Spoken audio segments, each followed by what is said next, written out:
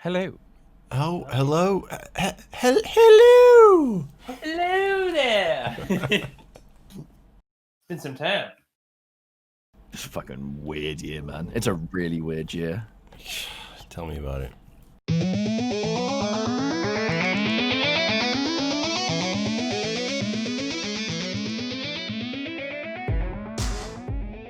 Hello, everyone. We are back for another episode of the Unofficial Doom Eternal podcast.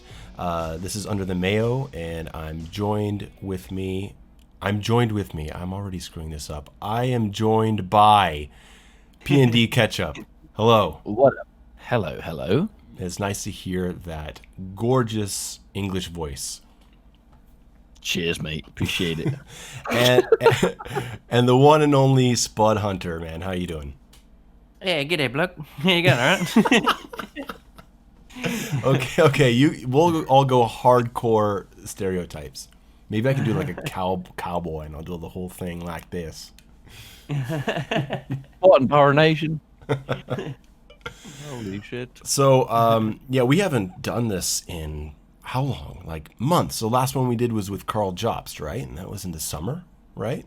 Man, I'll be honest, every day, I'm sure I'm not alone here, but because of, lockdown and everything that's been going on, the days are just merging into one and have all year. So Yeah.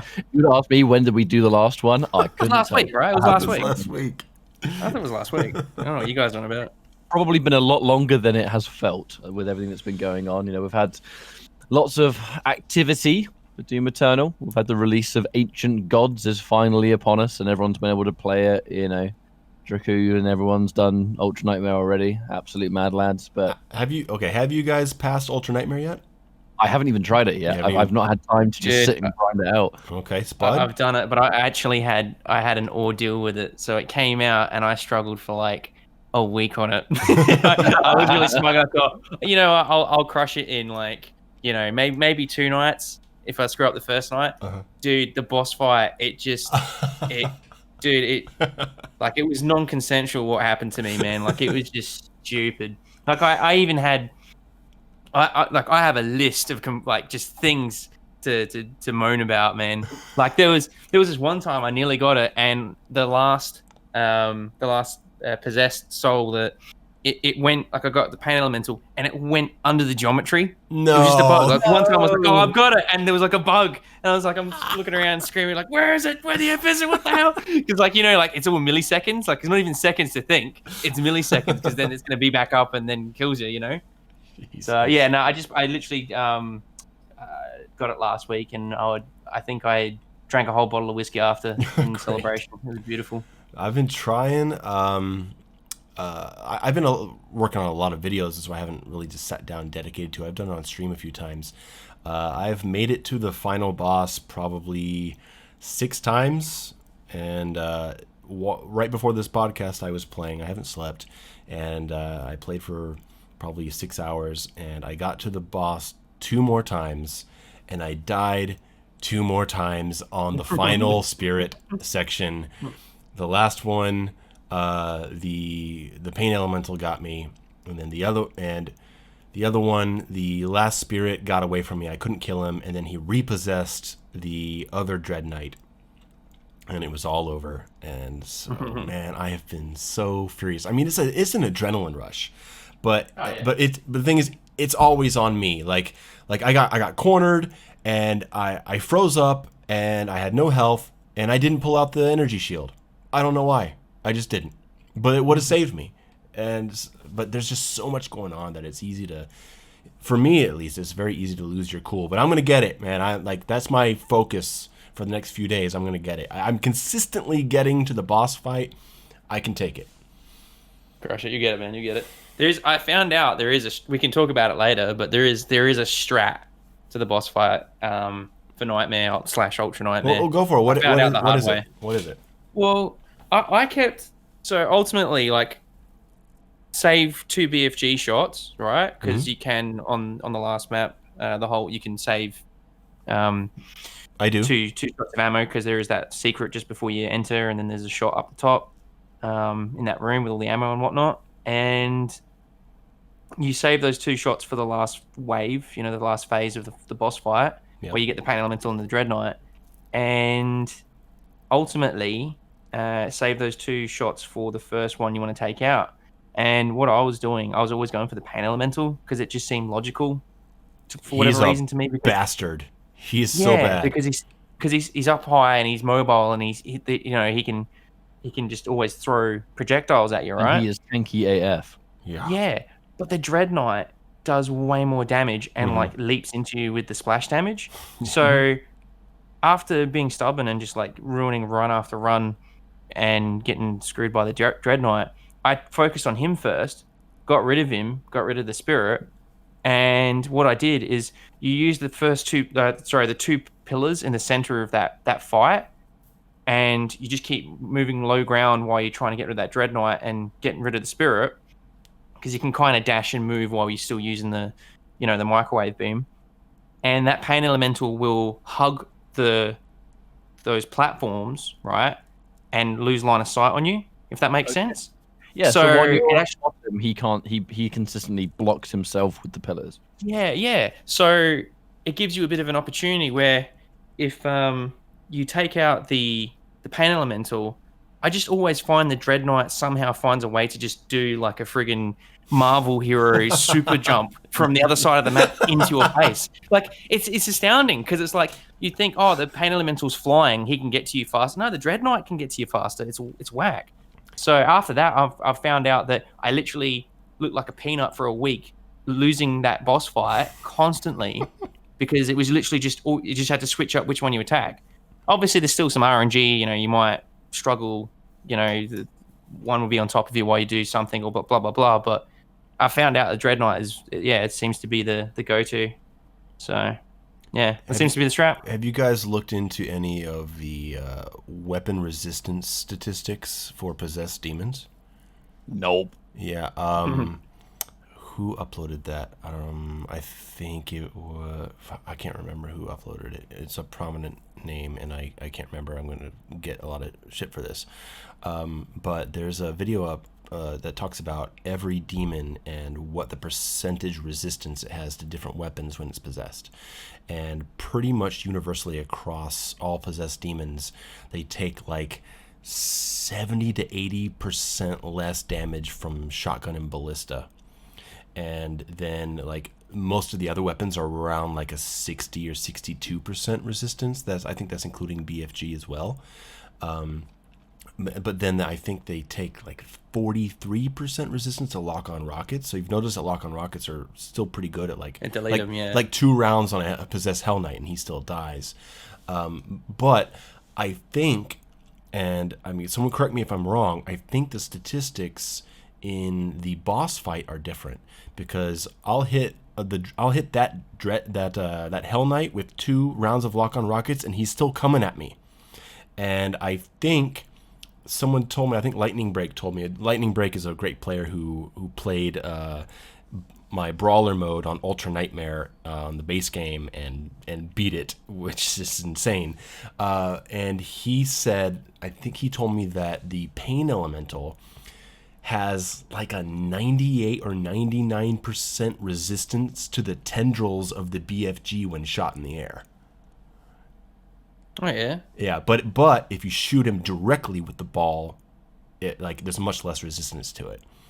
Yeah. There's something going on with those boss possessed demons. There's something different about the statistics, and the Arbalist is really good. The Arbalist shot does a lot of damage. Like a few Arbalist shots on the Pain Elemental and he goes down. It's kind of crazy. Explosive shot, yeah.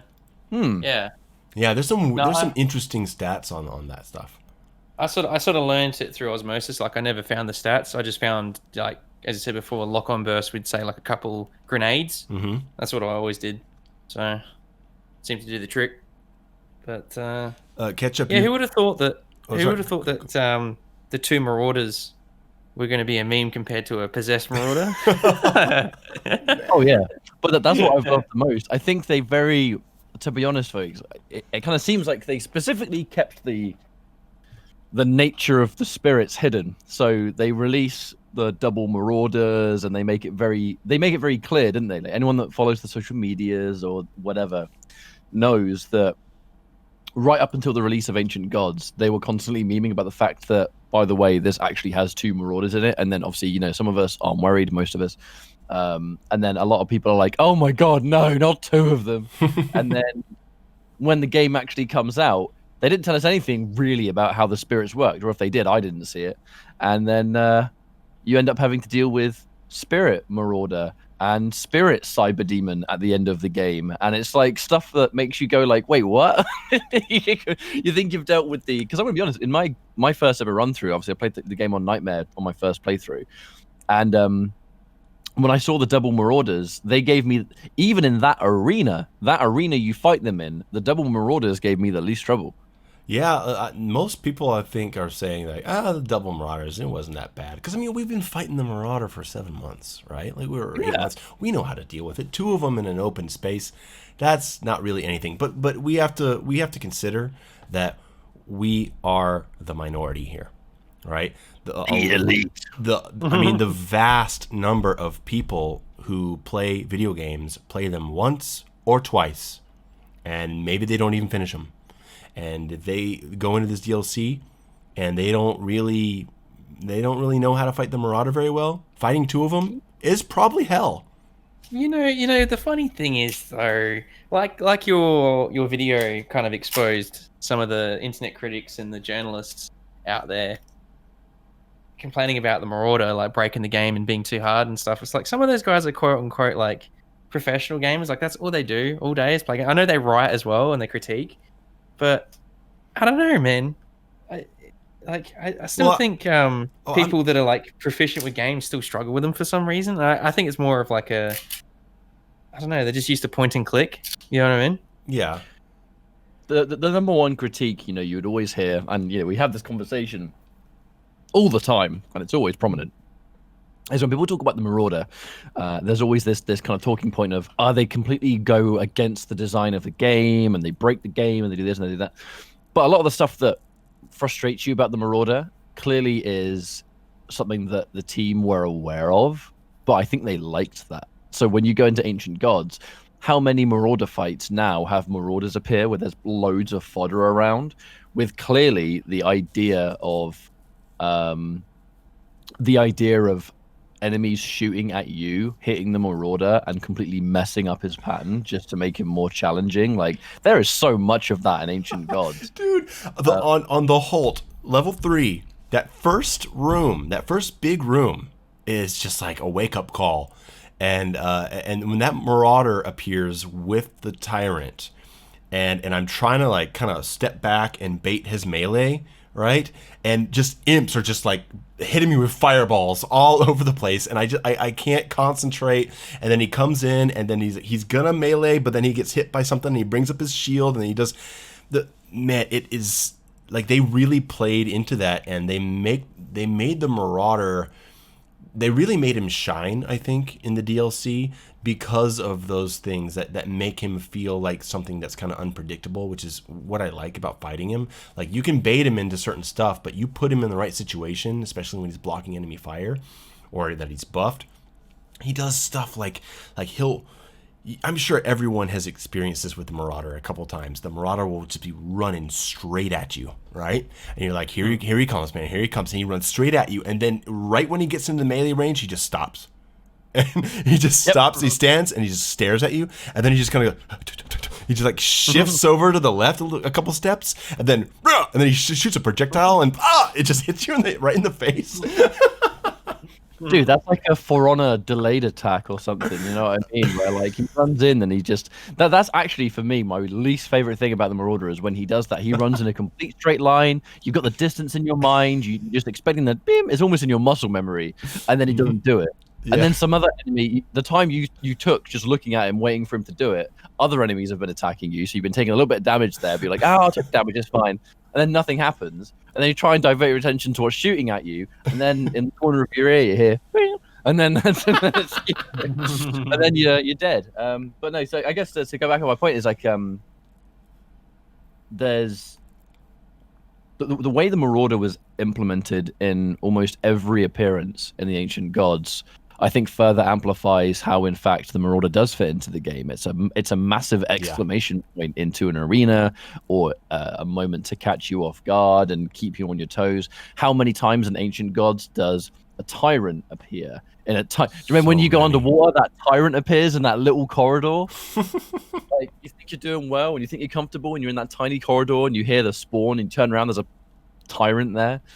Sometimes that happens with Marauders. Like, I know your description really, for me, has fit it best, Mayo, where you kind of stated that Ancient Gods it's a display of complete confidence in their design, and the game has very much just amplified everything that the hardcore Doom community, of which there's a lot of people that really have fallen in love with just grinding this game, because it's challenging, it's hard, it's satisfying, you learn. No death is super frustrating. I've noticed, like my playthrough on Nightmare, I've only done one playthrough, admittedly, because I've just been super crazy busy at the moment, but the playthrough I did, there was not one single death that happened to me that made me go, oh, this is bullshit. Every time I died, I knew why I died, didn't make that same mistake like twice, and then I felt like I was better because of it. It feeds right into the kind of vision, I guess, the team had, which is to make every death a lesson rather than a frustration point. And then from that point, you just become more aware and better at that situation, or better at that arena. So you feel better at the game. You are now a better player having died in that one moment. And even in Ancient Gods, because the difficulty is ramped up to 11, even as someone who really thought they'd beaten everything there is to beat, that experience happens all over again because of the extra Marauders, because of the spirits more than anything, and that crazy as hell boss fight. Like, I really like how they managed to take the difficulty and the experience, and they just made it challenging enough that all of those original design ideas even apply to those that went super ham on it. You know what I mean? I think I just like the whole experience, and I'm super impressed with it. I think that's a good subject for us. Okay, this DLC definitely feels a lot more challenging. It's a lot harder. Okay, but why exactly is it harder? What about the DLC makes it a much harder experience than the base game? I'm going to throw it to you, Spud. I have some thoughts on this. I've been putting together some videos that talk about this stuff, but how does it feel to you? I think they know their chess pieces now. They know how to utilize the demons and placements of them and whatnot. Like, for me, I found the tyrants, the cyber demons, not all that intimidating in the base game. Right. But like in the DLC, when they're possessed or they're put in tight corridors, it's like a completely different experience, Like in some of the Slayer's Gates in the base game, I felt like I could just run around circles on the tyrants and they weren't that much of an issue. Yeah. But say like, in the UAC Atlantica underwater in that tight corridor, you have that cyber demon just hosing down, rockets down the corridor while you've got the two carcasses. The carcasses, dropping shields in front of your face. So it's like you can't just instantly go, I'm going to pop a grenade or ice bomb or rockets. Those shields will stop them, So you've got to instantly think about, I got to deal with the carcass real quick and then jump onto him, So like, they know their chess pieces a lot more now, and the map design is, there's better placement of demons with the map design. So like, again, like that tight corridor. There's one spot I'd like to note in the blood swamps where they have the fog with all those zombies that you enter in, and you can't, on your first playthrough, you have no way of knowing, because you were saying like Ketchup was saying, the game they train you into dealing with situations. On my first playthrough, I got slapped in that fog swamp location, because you will go running in there and there is no warning or indication that there's going to be a possessed arachnotron sitting in there. And then it just slaps you, You just see you're like, wait, what is that? And then I'm more like with the speed, man. Faster than normal. No, with that exact moment, that the people responsible for that exact enemy at that exact point, they probably just watched everyone's first time playthrough, waited for the bug spawns, and then when that moment happened and the people died, they're just sitting there like, Yeah. Yeah. Then you blow up the spirit, and then hey, there's a Doom Hunter now. Yeah. and Spectre Pinkies. It's just like Yeah. Oh I mean, my god! Sorry, continue. You've just reminded me of something. Continue. oh, I was gonna say, but I just finish up. It's like, to answer your question, Mayo, it's basically like they know their chess pieces now and how to utilize them with map design, Absolutely. and that's why things. Obviously, they've added things like the spirit to spice things up, but yeah, it's more about how they use them and placement, and it just shows because the DLC is way more difficult and therefore more fun because it's a challenge. So, Ketchup, what do you remember?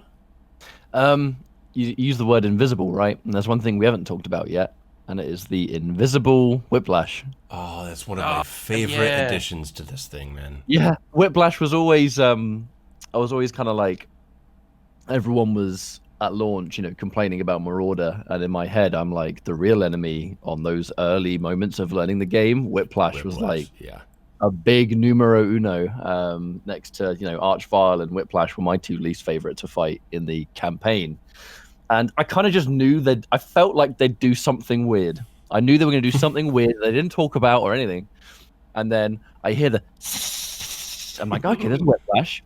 I'm like, wait a minute, why can't I see it? Oh, there's a Pinky over there. I can still hear the I'm like, wait a minute. I'm like, no, they didn't do it. They didn't do it. And they did it. They made the Whiplashes invisible as well, which is it's a little hidden layer to the combat, which again, it makes a bit of a difference because you're like, wait, what? I can't see it. It's so good because this is something that I'm hoping that they continue to do. I like adding enemies into the game that have like certain characteristics, like certain either invulnerabilities or resistances. And the Whiplash, the Invisible Whiplash, it immediately takes lock-on rockets and microwave beam off the table, which are two very easy ways to take care of a Whiplash. Lock-on rockets, dead, right? And if not that, microwave beam stops her right in her tracks, and you can walk up, blood, punch, super shotgun, she's dead, right? Both of those options are gone now. You still have Ice Bomb, right? But you only have one Ice Bomb, and sometimes there will be like 3 or 4 Invisible Whiplashes. Right, and so it makes you have to deal with them in different ways, and I think that just adds it's such a nice way to mix things up here and there from fight to fight. What's cool, like you get to use the belch in a way that's not for armor either, because I use the belch to like track them. Yeah, that's a good. So it's also added purpose to utilities like that, which is pretty cool. I feel like what you just said about the Whiplashes as well, Mayo, is this idea that I've always felt about Ancient Gods is certain mechanics and even something as simple as an enemy change in it. Essentially, it forces you to go for different methods to kill them than you would normally go for. Again, like I was absolutely a player that I see a Whiplash, I lock on rocket, I don't have to worry about it. That was always my way of just getting rid of it. But how many times does Ancient Gods, by design, it takes you out of your comfort zone? Yes. And we had all this time on the base game to learn our methods and to learn, what weapon combinations work for what demon. You master the arenas, blah blah blah blah blah, and then Ancient Gods happens, and that comfort zone that you've built up, quite a few of those strats now don't work with the new stuff that's been introduced. The fact that you can't see just the fact that the spirit is immune to certain things, to everything except microwave beam.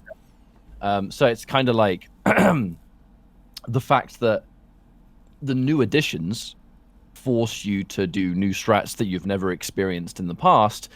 I just really like how it kind of just expanded what there is to learn, and that's a big deal. Is that you kind of almost felt, as much as I love Doom Eternal, and it's still without question my game of the year for sure. The thing is, once I'd beat the Ultra Nightmare and I grinded the living hell out of battle mode, like I haven't played battle mode since QuakeCon because I've just been so, like, A, I've been really busy, but B, it's mostly that I went so ham on battle mode that I kind of burned out a little bit, so I've had to take quite an extended break just to make sure I can recharge and come back to it, and really have a good time with it again. But once I'd done Ultra Nightmare and Battle Mode, and like got really really good at Battle Mode, I kind of just felt like there wasn't much left for me to accomplish, if that makes sense. And I kind of felt almost too at peace with the game, Yeah. And then Ancient Gods comes out, and it's like an entirely refreshing learning experience because of the increased difficulty.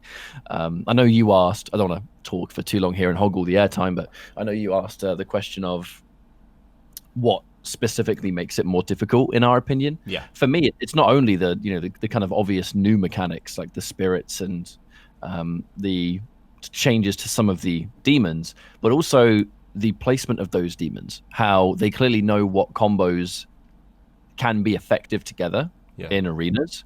And now there's more carcasses, there's more like I've said before, when there are marauders, there tends to be more enemies that fire projectiles so that it really throws off his pattern, so he's not as consistently easy to beat. There's so many little details in the arenas that have demons together that just so happen to be very effective when put as a team, and there's a lot of that in the arenas that just you only see it because you understand the game at that level to know that they're a really dangerous combo. Yeah. And that, again, it's a very interesting new addition. Definitely adds difficulty. The mix of demons can have a really drastic effect on the fight. Like I just put out a video talking about basically I've been using full auto shotgun for 7 months, and I'm like I think I have a pretty good handle on how to use it, when you're really playing serious and you're trying to implement this weapon. And I play the DLC with full auto shotgun like completely. But when I get to the Halt level 3, I find like suddenly like all my strats of like my setups with using full auto shotgun, they just go out the window, and suddenly I'm just like I feel like I can't do it. And a lot of it has to do with the mix of enemies, because once you get to the Halt, you've got maker drones, right? There's like these big wide open spaces of imps harassing you from a distance. You've got the blood makers. You've got possessed cyber mancubus, and you've got invisible whiplashes, and I'm just like, where does full auto fit in here? It just doesn't fit in anywhere, and so I have to start playing a little different once I get to level 3, and that's just such an interesting phenomenon that the right demons can pull you off of your preferred strategy and put you into something else. And when that happens, you discover new things that you like, and you start getting new ideas. And there's been like this whole kind of like blossoming of player creativity that's been really inspiring to see. One thing I think really adds to the difficulty of the Ancient Gods is the design of the arenas. You guys talked about that underground section in the corridor with the tyrant and the 2 carcasses. Well, that's a single, as they would call, an incidental combat encounter, right? The arena fights, when you go into that first arena, in UAC Atlantica, the one that has a couple turrets at the start, that it's a big open space, but it is made up entirely of tiny little corridors and walkways and stairways and crates and walls. And it makes arena fights feel a lot more claustrophobic, even though they're big open arenas. And with the right mix of enemies of Hell Knights and Whiplashes and Mancubi and Barons in those areas where just sometimes it feels like, okay, I'm in an arena fight, but I miscalculated my jump and now I fell down into this little area and I don't know where I'm supposed to go. That kind of stuff really ramps up the difficulty, because you can't just like circle strafe around the room, right? Yeah, I mean, I think they give you a lot more, like in those spaces there, like there's like those turrets, right? They force you to sort of focus very quickly, like snap targets, if that makes sense. Mm-hmm. Like you got to move a lot faster and not stick around, Dude, in a corner in those arenas. The placement of that, okay, in the blood swamps, in that section where you're following the spirit dog, and on the last encounter where it's the marauder, and they just put that one turret there. Yeah, Just yeah. one And immediately, turret, and it yeah, changes the whole dynamic of the fight. and it's just hanging outside of the sphere, exactly. And like you have to really like you either depending on where you run into that sphere, and then the Marauder comes in. Depending how close the Marauder is, you have to kind of like prioritize the turret. I find because if you're dancing with the Marauder and he's throwing you off with his shield use, and then that turret's just spamming you, the turret's always going to have to go first because it's hard to dance around between the two. So I find honestly in those situations the turret really has to go Yeah, because I take it out as soon as I can. it is pretty deadly and it slows you down in those situations against the Marauder. But yeah, like I said, like it's cheeky what they do with those. Dude, There's oh, sorry, go ahead, Spud. I was gonna say there's a few of them that just sort of like slow you down, like on UAC before, and in a few of the arenas they're more just like an annoyance. But the one like that sphere, that one's like a game changer. That one you got to get rid of it. Yeah, so bad. I think the MVP of the DLC is the Baron of Hell. Like, what an improved implementation! Because in the campaign, I always thought the Baron was kind of like, oh, okay, a Baron's here now, and the arenas, like I said, they were much more open. And you could just kind of kite him, just kind of deal with him on your own terms. And there was one maybe maybe there were two. I can't even think of an arena where there were two Barons in the base game, and I've played the game like 500 hours. But in the Ancient Gods, you've got more claustrophobic sections of arenas, and you have an increased number of Barons, and those two things together are devastating. They're so bad, and not just that, but there's more heavy enemies in general. How many cyber mancubi are in this thing? There's so many. And so you've got enemies that take longer to kill. You have more of them, which means you're depleting your resources faster. You're pushed into claustrophobic spaces more, and you have these Barons that just become just so much more of a threat than they were. And it's so interesting that they're able to change the combat balance. They're able to change the way that weapons and tactics feel, and they don't have to change the enemies, they don't have to change the weapons, they just have to change the scenarios that you meet them in, and change numbers. And I don't know, I think that's just really interesting. And like we've said, it shows that they really understand their game. Yeah, I mean, we've talked about all the combinations and different use of demons. I don't know if anyone's mentioned double and triple cacodemons. I still feel like they're like, obviously if you accidentally get underneath them and they chomp you, it's like insta GG with those. I have always had this this habit, and to be honest, I actually think it's the battle mode player in me, but I have this this absolute instinct that the second I see a cacodemon, no matter what's on the map, it just is the first thing I get rid of. It's gotta go. Yeah, it's gotta go. It's gotta go. Like, I know you can even kill it much faster. It's just I'm so used to the grenade shot for the stack and the free movement and everything else that you normally get from when you play the multiplayer. But in those arenas, no matter how many were there, it's just grenade shot. It's just pew, pew, pew. As long as your grenade shot is good, you can deal with them all. But it actually, for me, was quite a fun experience. Like when you get like a whole bunch of cacos appearing, and you've just lined up your stickies so that you're not missing a shot, and you just hear that oh, and then you kind of take it in turns to glory kill them. It's such a small little detail, but I had so much fun doing that, and being able to move around. It just constantly, Spud, for me, it just goes back to what we've been talking about constantly, which is just the different ways of implementing demons that we thought we were familiar with, and how it's kind of changed the dynamics of some of those arenas enough that it really feels refreshing. And it's just, it continues to be a lot of fun.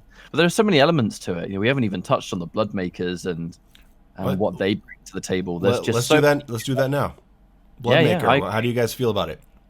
I mean, just a fun new enemy, but I need to put more time into figuring out when it attacks and how to get it. Well, they're for an Ultra Nightmare run, they're pretty intimidating when they hit you with they're bad. the Yeah. bolt, because it's like it just slows you so down, slows you down so much that everything else just swarms you, Not just So- that, their damage is insane. Oh yeah, definitely, God. definitely. Are they the first? I'm trying to think. Is there any other demon before Ancient Gods that could essentially put a debuff on you to that extreme? No. Because I don't recall ever being slowed by anything. No, It felt they're so unique. weird. It felt so weird, even up until the end of the playthrough, actually being able to be slowed down because you're so used to movement all the time. That All I can think of is the goo. That's it. like, yeah, like when the Bloodmaker hits you, it just feels wrong not being able to move around. Which, again, clearly, it's meant to be a weird experience that you actively want to avoid. But yeah, the fact that there's a demon that can debuff you in that way alone is, again, just While doing damage over element. time. Yeah, man. Yeah, it's my least favorite, especially in the boss fight as well. When you Brutal. get slowed, it's like, oh, please go away. Brutal. You have Something they didn't have in the game. The purple goo, the DLC, didn't have anything like that, eh? Nah, because they have Bloodmakers, isn't it? Well, Yeah, I guess, yeah. Well, you've got those exploding pods, the acid pods, in the second level, and they slow you true, down. yeah. They slow you down. The Bloodmaker, you can actually bait his opening up. If you run up to him and you dash forward and then dash back, it'll bait his up close melee attack, and then he'll step back and open up for his attack, and you can headshot him. Nice. So you don't have to wait for him. I think I saw that on Twitter. Yeah, there's some cool stuff coming out there. And I love how many people on social media post their tech. You just absorb it and remember it for later. yes. It's like a fighting game, isn't it, Mayo? It's like a fighting game tech. We've that talked we do. about that for so many So times good. exhaustively that this game has made me feel like I felt back in Mortal Kombat 9, where I had 3 notebooks filled with my crazy Quan Chi mathematical formulas. Scientist mode, dude. I loved Doom 2016. I played it for 3.5 years. I've got like 800 hours of play in just the campaign, and I was never once motivated to sit down and like research stuff in the game, and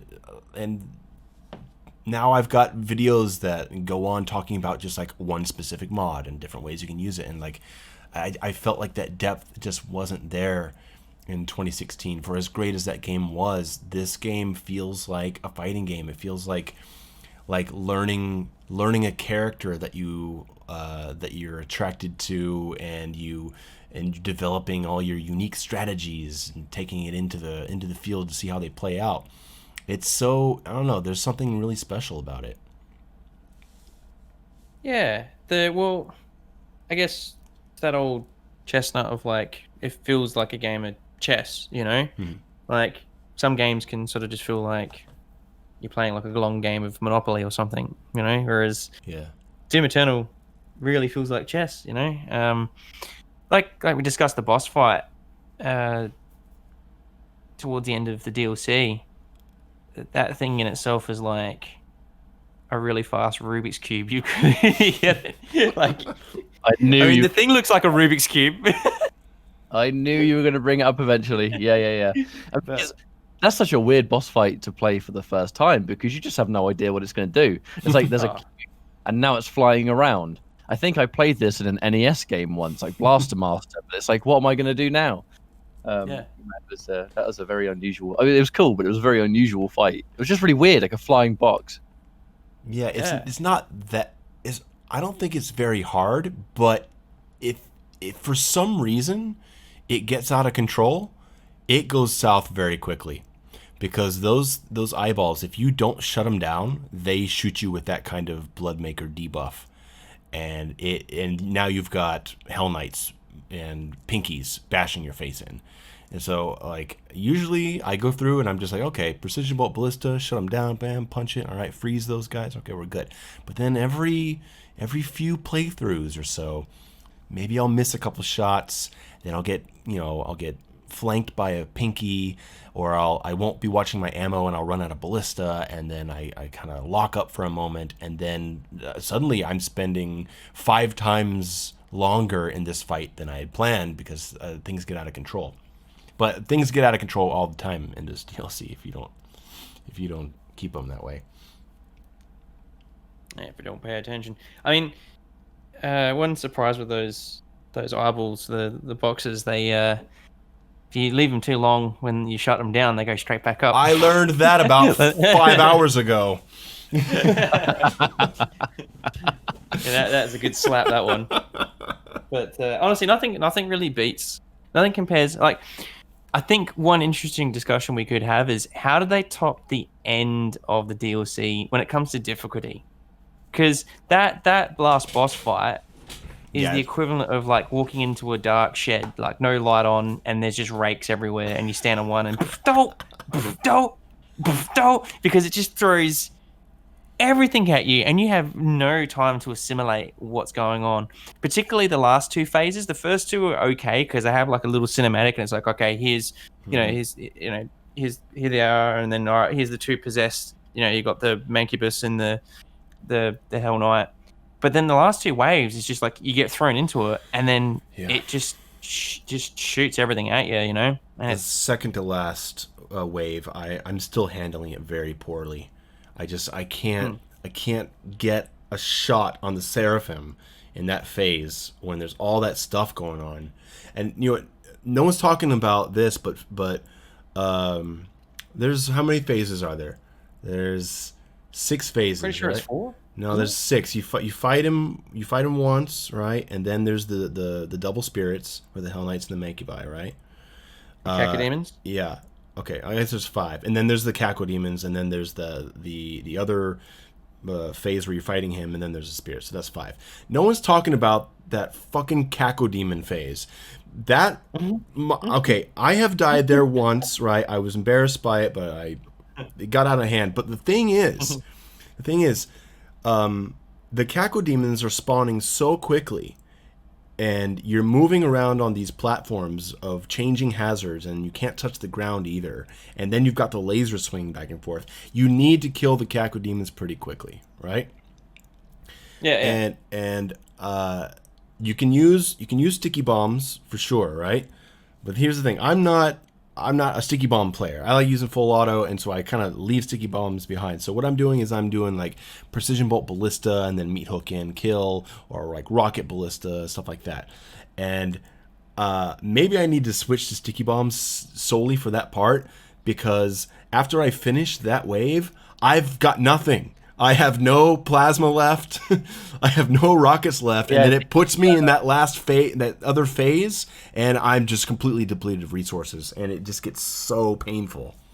I would suggest the sticky bomb for that, because in that instance, it's not only the fact that the sticky bombs can deal with the cacos quite quickly, it's also the fact that while they're gulping it down, ready for you to glory kill them, they are vulnerable, and just gives you an opportunity to meat hook around. So not only are you taking out the cacos really fast, but you're giving yourself a bunch of extra mobile platforms, so that when there is hazards on the floor, any extra mobility is welcomed. So I definitely think that stickies will be the play for that one. It also comes down to saving ammo for other weapons, as you said.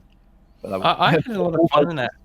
That phase is like, it sort of makes platforming fun, because you're swinging around with the meat hook, doing the glory kills, hopping from one to another, and then you got those little portals on the sides as well. Yes. And people complained a lot about, I wouldn't say a lot, but you had some people in the scene would say, like, what was the point of all the platforming in Doom Eternal? And that was obviously to give the game pace, you know what I mean? Which they seem to have, like, pretty much removed from the DLC. Like, there wasn't really... No, not really. There's plenty of platforming in the DLC, I think. Yeah, but there wasn't, like, big... Like, you know how, like... I think they're more concise. Exaltia had some like slower moments. Yeah. Where like there was a lot of like, okay, I'm swinging over here, I'm going over there, and then you don't really have a big fight for like at least a minute and a half or so, or 2 minutes. Yeah. Whereas like the DLC is like, okay, one monkey bar or one over to this, and then it's just like everything's at you again. Yeah. They are, the people who are playing it are mostly already experienced in it, and the veterans, and the platforming is not just to break up the pacing of the game and to give something different than just walking down corridors.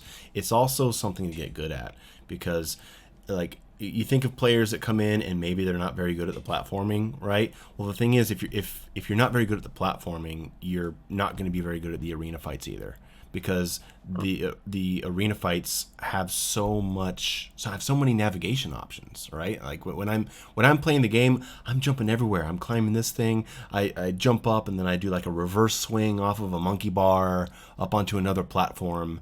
And the better you get at these platforming sections, the better you are at your own mobility when you fight. Like they're not divorced from each other. They feel like different sections, but their skills connect. You know what I mean?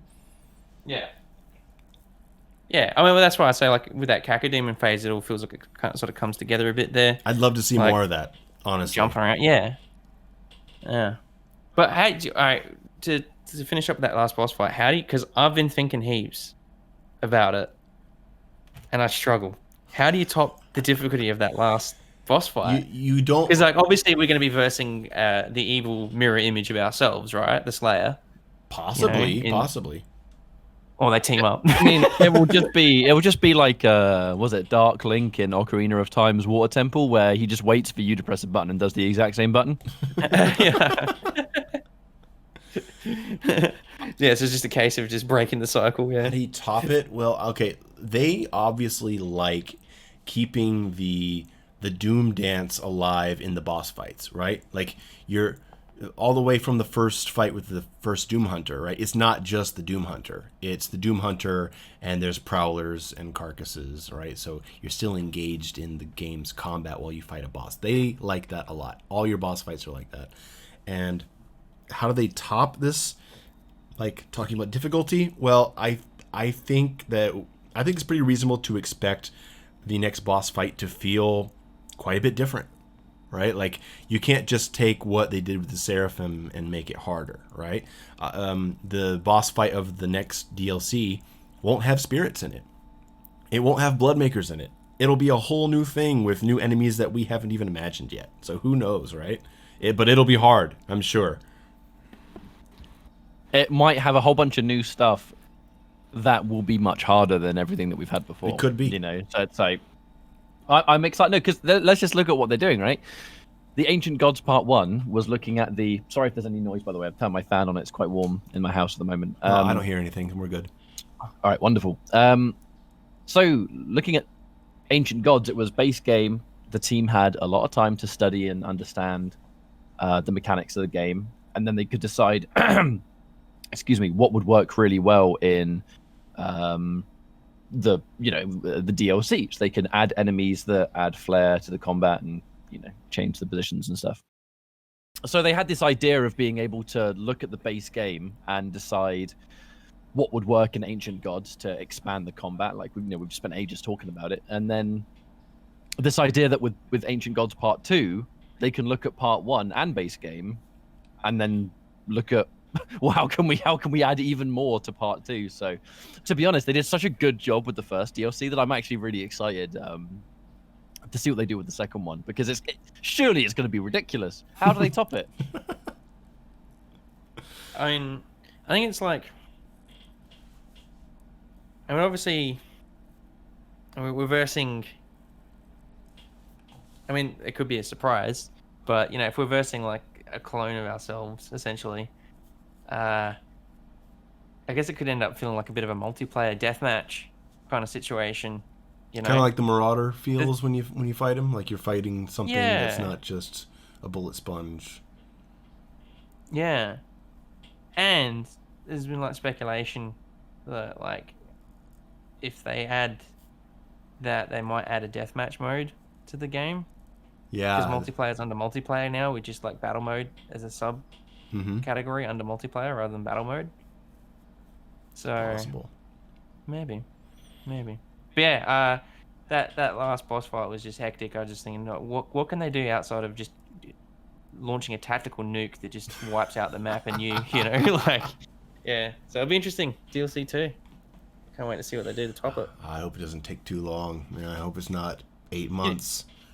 Like I had like. That's when they got towards the end of when I got towards the end of the DLC, I knew when they did the reveal at the end, when there was that slow reveal, I knew it was going to be a clone of like a mirror image of yourself, because it was like, how can they top this? Because like when it's like action films, fantasy, sci-fi, whatever, like say like the new Star Wars or whatever, when they have a Death Star that can not just kill one planet but multiple planets, and there's like, universes being exploded, how do you top that? What is more threatening than that, So I was wondering whether they're going to dial things down a bit, but yeah, literally versing yourself is going to be gold. One of you, Ketchup, I think you used a really important word. You said how they were thinking about how to expand the combat, and I think that's the key word, expand. This is something I've been talking about with some people. There's a lot of young players that don't know what an expansion pack is. They know what DLC is, right? And when people get DLC for a game that they like, they're usually just expecting more of that game. You get a cosmetics. you get a few more levels, maybe you get a new playable character, but it's still just like an extension of the game that you play. Maybe there's a new enemy type, right? But in the 90s, we didn't have DLC. We had expansion packs. And expansion packs were extra content made for the game, extra missions, maybe new enemies and stuff like that. But traditionally they weren't made by the company that made the game. They were made by other companies that got the license to do it. And they were made by people who had a really good understanding of the game, and they were making something for people who were dedicated fans of the series and wanted more. And so we're talking about like, the expansion for Blood or Duke Nukem, or you're looking at like Command and Conquer expansion packs, right? And these expansion packs were pretty much made for people who were awesome at the gameplay, and they were a lot harder.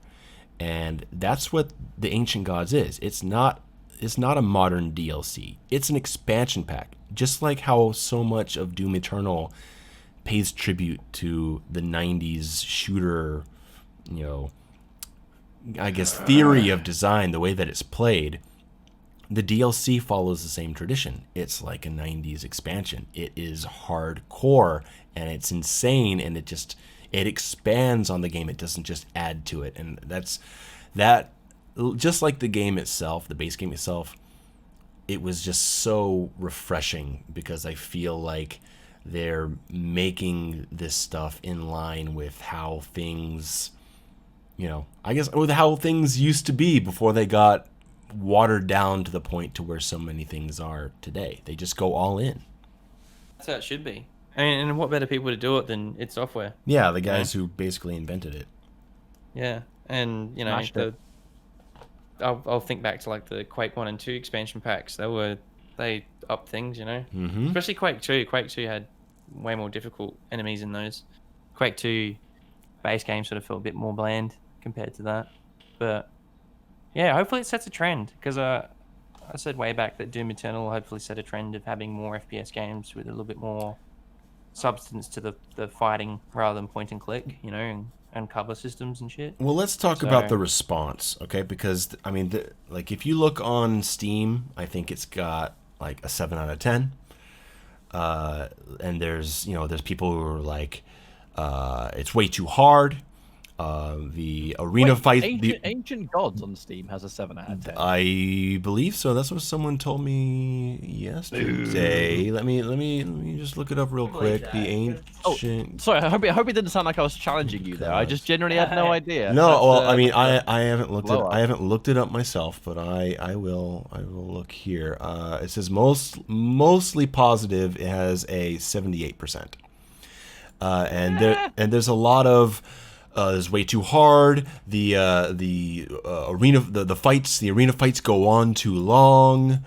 There's been plenty of people online or Twitter who are upset about the difficulty, or they're upset that the spirit is too hard, or that they died too many times in the boss fight, or the attitude of, I was able to beat the base game on Nightmare, but this DLC is ridiculous. I had to lower the difficulty. And I'm just like, that's not a bad thing. That means that you have room to improve. Like, that means you can play the game more and find more. I think that 2 decades of people, not being challenged this way has made people maybe kind of lazy, maybe a little spoiled. That they, I don't know. Well, it's a weird one. It's a weird talking point, isn't it? Because the thing is, like, what we all love about Doom Eternal, some people aren't going to like. Like, I Sure. still get people in my, I won't be streaming Doom. I'll be playing something else, or I'll be streaming with my brother or whatever, and then you get someone might occasionally bring up Doom Eternal, and I'm like, I always have a lot to talk about with Doom Eternal because I love it. And then we end up chatting about it to the stream and the chat and everything. And there's always people that come in and they're like, "Oh, I hated it. You always run out of ammo, and you've never got ammo for anything." All the kind of like all the kind of, I guess, the generic complaints that were, "I don't like how you run out of ammo so quickly. The Marauder's broken," and all the stuff that people often brought up when they talk about their common dislikes for Doom Eternal. And then you kind of have to realize that some of those people definitely carry over into Ancient Gods, and I'm sorry to say they somehow expected the game to be nothing like the base game, when it's like they've clearly talked about constantly how their game has been designed for fans of challenge and layered combat and everything else, in a skill-based game. They weren't gonna magically just turn everything down for the DLC. Like, they were always going to do this and expand. Yeah, exactly. And that's what they absolutely should have done. And I'm so glad that they didn't buckle under the pressure, because the reality is, this is the game, and it has been designed. But when you think about it, that's the appeal that as well.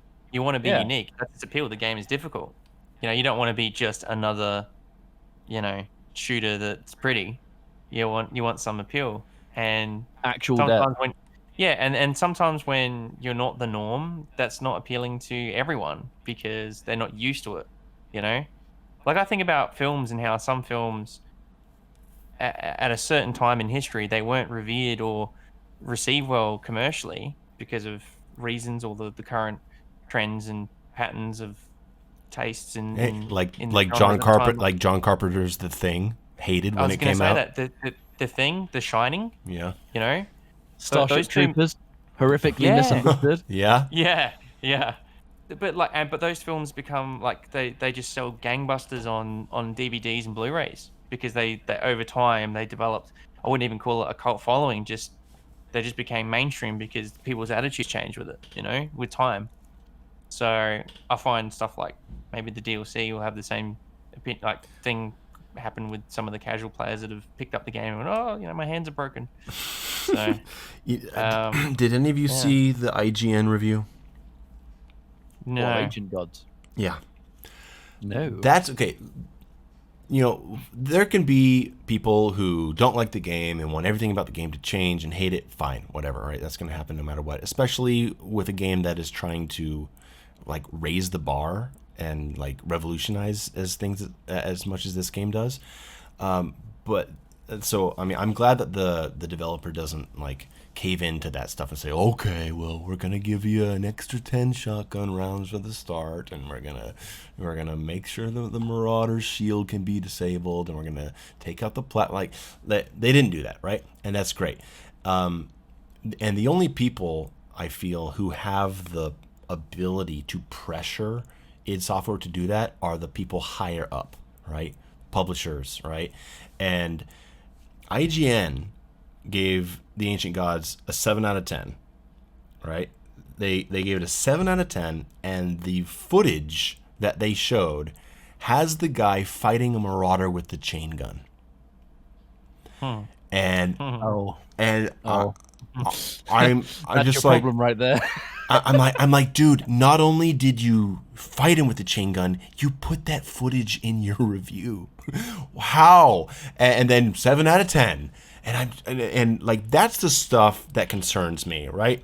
I don't care if people love it or hate it. That's fine, right? I'll talk about it. If someone wants to debate it, I will throw down with them and we will have an argument about it. That's fine. But when the major publications come out and they just don't get it, and they don't even put an effort into trying to get it, then that's what makes me worry about the suits, the high up people in the publishing offices. coming up to it and being like, well, I mean, you're not really getting the scores that we need you to, so I mean, maybe you need to go back to just shotgun and just kind of make it something simple so people can turn it on. That's what concerns me, man. I don't think it'll happen soon, but if that stuff continues to happen, that stuff worries me. It's a frustrating situation because the thing about like journalists and reviewers is, I can imagine it's, although journalists get a lot, like reviewers, I guess, is more accurate. In particular for this conversation, they get a lot of flack all the time because if you post opinions that are different to people for a living, you're probably used to getting lots of harassment on social media and stuff like that. If you're talking about games, you could do a review and say I like this game, and then a million people on Twitter go fuck you, I hate this game, and then it's like I can imagine it's not an easy thing to deal with. But the other dynamic, I don't want it to sound like I'm just attacking reviewers here, because I'm definitely not. But there's this dynamic of reviewers with a game like this. If in your review, your footage is fighting an enemy wrong, Ancient Gods is made for people that... I really do not want to sound alienating or elitist here, but like you play through the entire base game and the game teaches you against Marauder, you use like those single shot weapons, right? And if you follow the game and you play the game, you will gradually know the right way to kill a Marauder. And then if in your review for IGN, one of the biggest companies out there for reviews, like mainstream reviews, if you're fighting an enemy wrong while, I'm not going to speak for the review because I haven't seen it, but presumably with that kind of footage, people tend to talk about the difficulty of certain enemies. I don't know if the person's talking about the Marauder during the footage. Yeah, it's not that he's not complaining about the Marauder, but I mean, like, if you're fighting the Marauder with the chain gun, then you don't get it. Then you don't get the game that you're playing. Piece of the puzzle. Yeah, exactly. And I think that can sometimes be a... Sorry, I've got a frog in my throat today. I think it's a bit of a hallmark of reviewers. Surely they have to review constant games, right? If it's your job to do it, you're playing all these different games and you're reviewing. You're probably playing a game and thinking about your next 5 reviews at the same time. And maybe if you're on a deadline, you're gonna try and speed through the game or beat it as fast as possible. Like, I don't know what difficulty the person was on, but I feel like there's a lot of moving elements that might make your enjoyment of that kind of DLC be hindered because you're just not able to give it the full focus, and maybe you couldn't grind the base game, and maybe you couldn't learn those details to fight the enemies. So when you go into Ancient Gods, you're not quite playing it the way it was intended, and then that affects your experience and everything else. It's like, well, in that situation, what do? Do you try and make enemies more accessible to fit those that don't have time to grind and then learn the next DLC? Or do you stick to your guns and make it so that your absolute following, your hardcore following, gets the absolute highest amount of fun and challenge possible? And personally, I think for a game like Doom Eternal, I think you do the latter, and I'm glad they've done the latter, because look, it may suck that a reviewer plays the game and kills a Marauder wrong and, like, I don't know, struggles with this and that because they just didn't have time to learn it because they're just so pressed having to play other stuff. That if we have to cater to people that don't give the game full focus, I will then stop enjoying the game as much. And I love the game. Yeah. I'm like the target audience, absolute target audience. I'm kind of glad that I'm being catered to for a change, if I'm honest. Isn't it nice that after all this time, we got a game that's being made for us?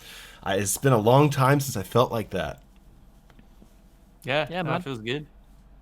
How many Call of Duties did we have to get through to get to it? two console generations. 35 now, I think. Yeah. I don't even know what number they're up to now. It's crazy. It's just, I mean, I don't know if anyone else can relate to this, but this idea of I fell out of favor with FPS so much because I love fast, intense, like visceral games. If they're competitive, all the better. So I love fighting games, so I've been with them for years. So I love Arena FPS, I love Quake, I love Doom. And every FPS I would ever play, I just can't get invested. Too slow. As dumb as it sounds, too tactical. It's just not fast, it's not my pace. And I get bored, I lose interest. Either I lose interest or I don't like the visuals. Like, I didn't gel with Overwatch. Rainbow Six Siege, I've been meaning to jump back into it because I have a great memory growing up with Rainbow Six Vegas. As much as I like COD, it's not my cup of tea anymore.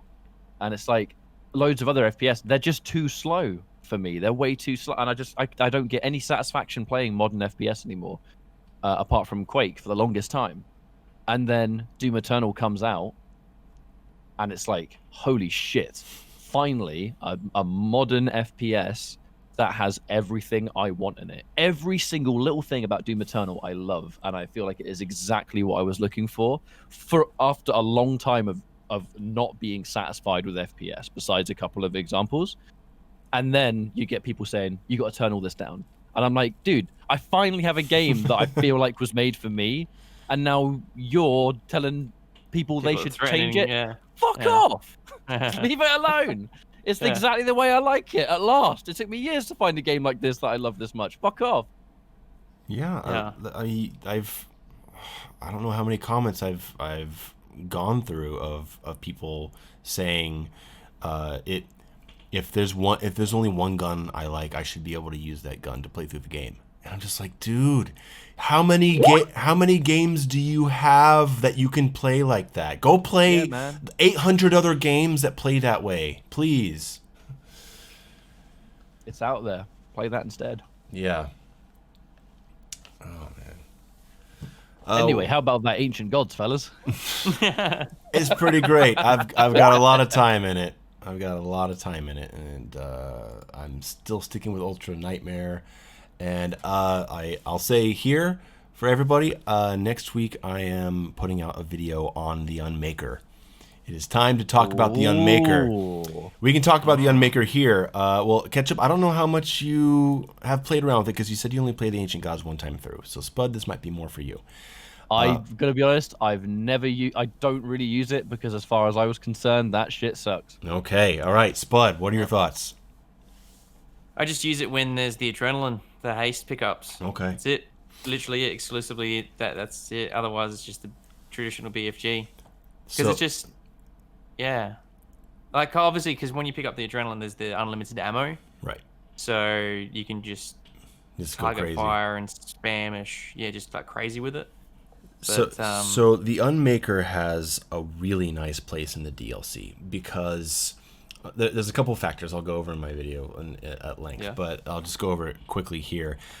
You've got factors like you have a lot more super heavies, like Barons and Tyrants, all right? And those are things that don't die to a BFG shot, right?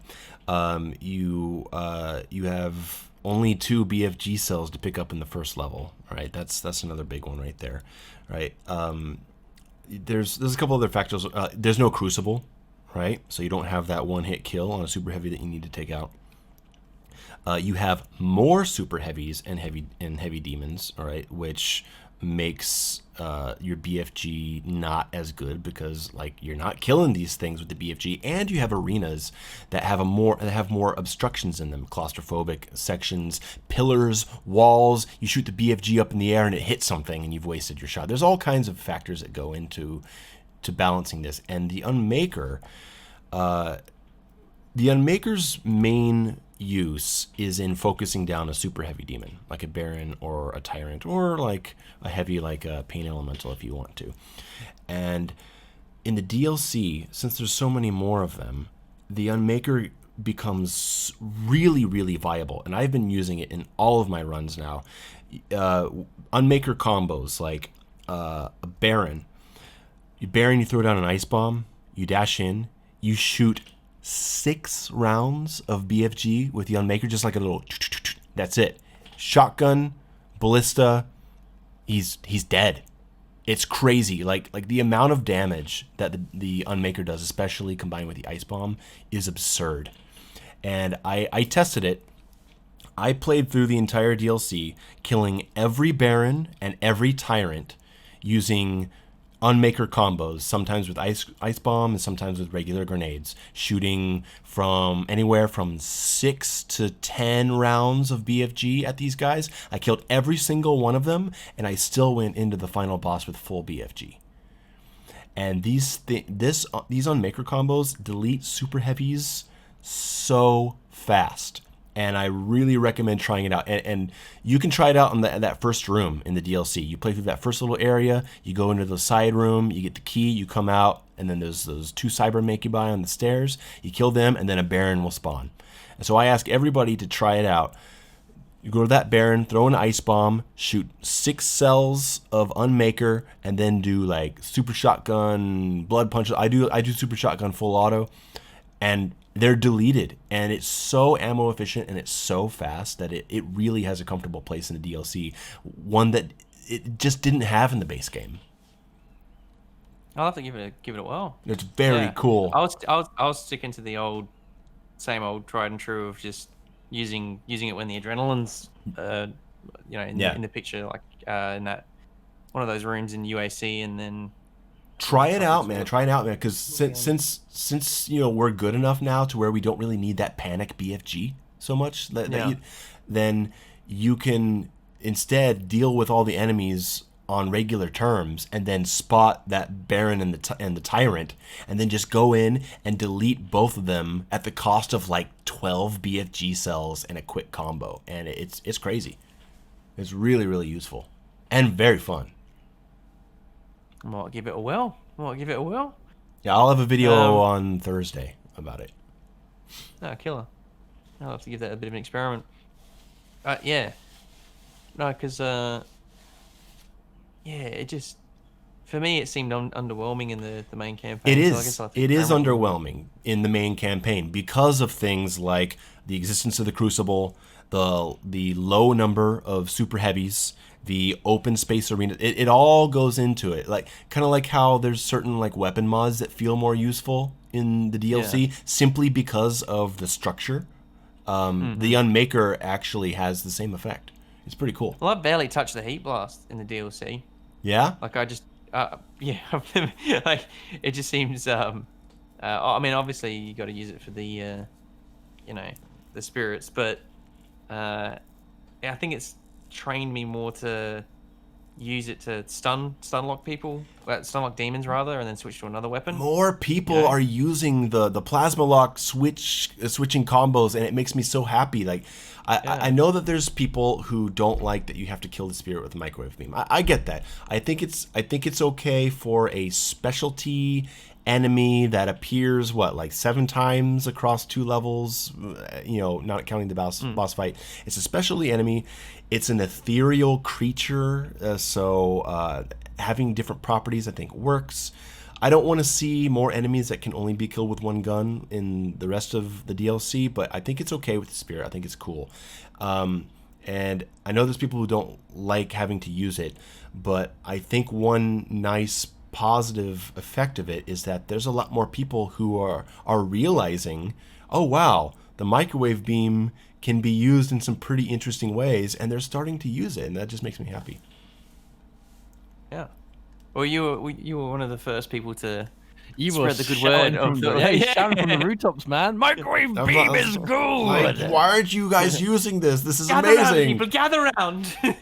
And then microwave beam and full auto together. Oh my god, dude! There's nothing better than like throwing a grenade and locking a whiplash, and then walking up to it, watching its health bar fill up, and then just switching to full auto and pop, pop, pop, pop. 6 shells. Microwave beam and full auto. That's like hipster combo right there. That's my thing, man. I'm all over it. Oh yeah, you're a Quan Chi player. I am a Quan Chi player, so yeah.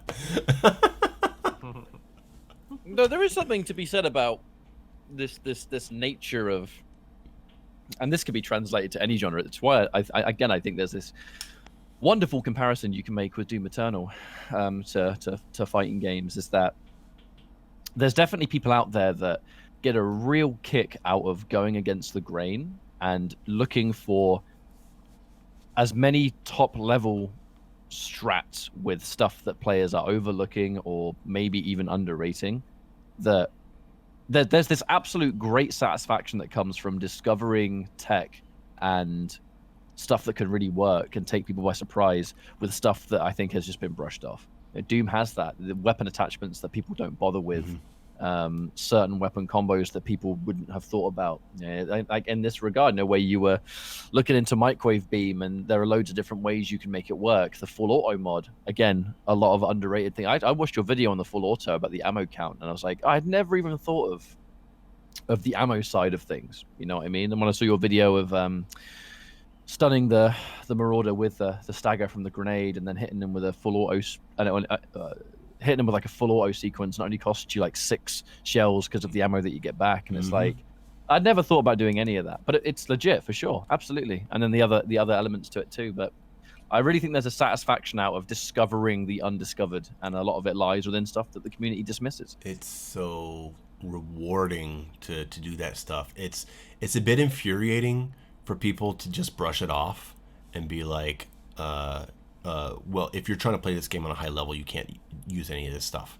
And I'm just like, no, it's not true. Like, playing any game at a high level isn't necessarily about the weapons that you are using or the characters that you're using, right? I mean, tell that to Kane Blue River, who won Evo with his Sentinel Hagar Hulk team, right? Like, you don't have to go into a Marvel 3 tournament using Virgil, right? And people were so... Well, the weirdest thing about that was that people were so mad when he won that tournament. Because people were like... I strictly remember people being like, oh, it was such an ugly team. He played so ugly. I'm like, yeah, but he beat all the Dooms and Virgils and, you know, teams that I've seen 1,000 times over. Yeah, I mean, sometimes using the stuff that isn't like considered to be S tier or the best, you know, sometimes you actually have to play better sometimes to compensate for stuff. Maybe you like the benefits here, but it comes with these disadvantages, and so you have to change your play style and think differently to compensate for that. That stuff is fun. I mean, like, you know, MK11, right? Remember that those first couple weeks, right, when it was just Garrus everywhere, Garrus mirror matches, and it's like no one wants to see that. I mean, he's a cool character, but, you know, everyone's gonna cheer for the characters that aren't the top 3, right? And just because you're playing someone, you know, who's high tier or mid high tier doesn't mean that you're not taking the game seriously or that you're not a good player. It's just kind of an absurd thing that I hear people say sometimes about shooters or Doom Eternal, that I can't imagine that mentality. I guess it's because I come from fighting games. Well, I tell you what, this is horrendously off topic, so I won't elaborate. Go for it. Well, on the subject of MK11, you know, yesterday they announced while they were doing the Melina combat cast that customs are becoming the competitive standard this year. I heard about that. Yeah, man. Custom moves. So speaking of creativity, people can go super mad scientist with all the different moves and variations. Yeah, I guess it's the right time. I mean, like, where everything's shut down, right? And so we're not traveling. No one's traveling across the country for a major to get blown up by some crazy... Just in time. Yeah. No, that's cool. That's exciting. That is true. Online tournaments means it'll be less punishing as well. So a lot of information. But again, we could chat at a later date about that. But thought I'd just let you know while we were on the brief subject of MK11. But yeah, it's fun using stuff that isn't you know, considered to be the most optimal thing. And I don't think that means that it's bad. I mean, if you know, if the microwave beam's range was half its range and its ammo consumption was 400 times faster, then I would start to say, okay, microwave beam is bad. If full auto didn't return ammo at all, then I would say, okay, you know, this mod is fun, but, you know, there's really no point to it. Like, I would see that kind of stuff, but I just don't see how people so easily dismiss things. I mean, they did it in the early days of Doom Eternal when I was talking about the remote detonation mod. You know how many people I had commenting like, LOL, lock-on rockets are so much better. I was like, that's not the point, man. Like, I hate that, man. I hate it when you try and talk about something being good in its own way, and, you know, you talk about the individual strengths and that, and then someone goes, yeah, but this thing's better. And it's like, well, okay, Mr. State the Obvious, but that's not the fucking point of the video, is it? He's like, tune in next week on the Under the Mayo channel for the next video, Lock on Rockets. Use it for everything. That'll be a really, really entertaining video, won't it? People miss the point of exploring the unexplored. I think that's all it really is. Check out this tech, Super Shotgun Ballista. Did you know that if you do a arbalist on a cacodemon, it dies?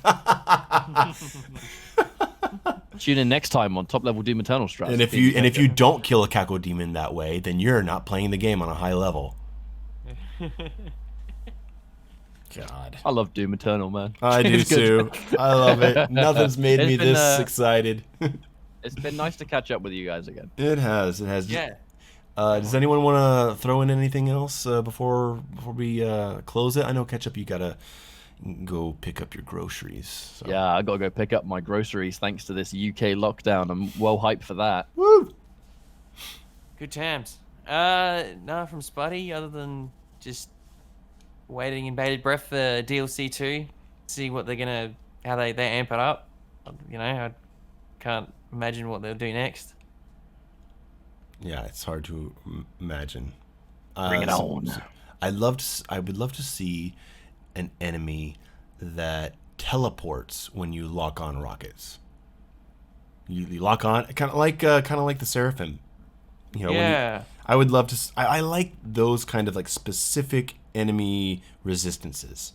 It doesn't have to be fully invulnerable or weak to just one thing, but I like enemies that are like maybe like an enemy that can't be frozen or something like that. I think that stuff's pretty cool. An invisible tyrant. An invisible tyrant. Exactly. Hey, speaking of frozen, did you guys see that the buffed Marauder part with the totem behind the bars? You know, yeah. Yeah, I remember that. Yeah, you remember. Well, when you jump down there, count to 2, and then throw an ice bomb at the totem, and it debuffs the Marauder. He spawns in without the buff, and you can fight him for like 4 or 5 seconds in a debuffed state and get a good amount of damage on him, and then he rebuffs. That's really good. Pretty cool strategy. Someone showed that to me, and I'm starting to use that. That was very cheeky, that one. All right, guys. I guess we'll go ahead and wrap it up. It's been really, really cool talking to you. I don't know when the next time we'll do this. We've been trying to get guests on, and things just keep falling apart. That's how we roll, baby. Yeah. So yeah. Everyone, thanks so much for listening. I don't know when we'll be back, but we'll be back sometime. Spud? Catch you all, love you all. You all rock. Maybe next time we catch up, we won't be wearing masks. So who knows? Yeah. Throwing it over to you, Ketchup. Cheers for having me. Thanks a lot, chaps. I mean, I know the world is unusual place right now. Hopefully everyone is staying safe and not being affected too bad by the current climate, you know, the way things are going. Obviously over in America, things are quite wild right now as well, for obvious reasons that I do not need to get into, because everyone knows what I'm talking about. I have no Friday night fights to plug this time, but you can tune into the content channels. You know, Mustard and myself stream on Twitch, PNDKNM, same name on YouTube, but content's been a bit up and down recently in terms of consistency, purely because the shows have been quite intense. You're still commentating Quake Pro League, still commentating Mortal Kombat 11 Open Series, Next Gen on the way. There's a lot of content to look forward to, I think, for a lot of people, with the looming release of Next Gen systems, if you're interested in that sort of thing, if you don't just play on PC. But thank you all so much for joining and listening to us. And it's a good time. We'll see you in the next one. Cheers a lot, Mayo and Spud. All right, everybody. Talk to you later. Bye.